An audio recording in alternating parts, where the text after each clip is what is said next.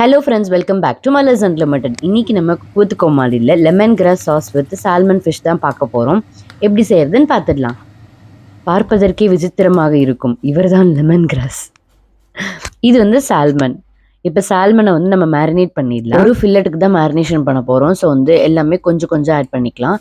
உப்பு, மஞ்சத்தூள், can pepper, மிளகு தூள், இஞ்சி பூண்டு பேஸ்ட்டு, லெமன் ஜூஸ். ஒரு பேசிக் மேரினேஷன் தான். அவ்வளோதான். இது ஒரு 5 மினிட்ஸ் மட்டும் ஊறட்டும். நல்லா ஊறினதுக்கப்புறம் நம்ம வந்து மீன் பொரிக்கிற மாதிரியே பொரிச்சிடலாம். இதை டீப் ஃப்ரை பண்ணணும்னு இல்லை, சும்மா வந்து ஷாலோ ஃப்ரை பண்ணாவே போதும். அவ்வளோதான். மீன் வந்து ஒரு 4 to 5 மினிட்ஸில் நல்லா குக் ஆகிடும். ஸோ 4 to 5 மினிட்ஸ்க்கு மேலே குக் பண்ணாதீங்க.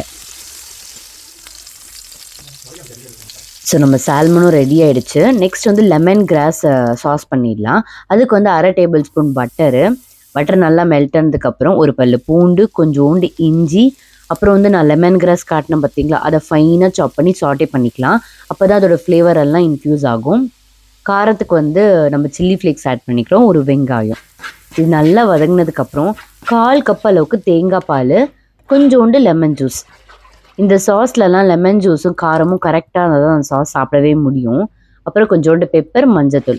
இந்த தேங்காய் பால் ஒரு கொதி வந்ததுக்கப்புறம் டேஸ்ட்டு பார்த்துட்டு நீங்கள் வந்து சாட்டே பண்ண ஃபிஷ் ஆட் பண்ணிக்கோங்க.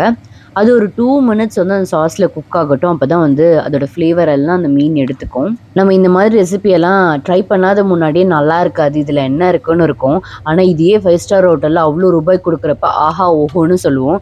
Let's try. இன்னைக்கு ட்ரை பண்ணி பாருங்கள். பார்த்துட்டு எப்படி இருந்ததுன்னு கமெண்ட் பண்ணுங்கள். பாய்.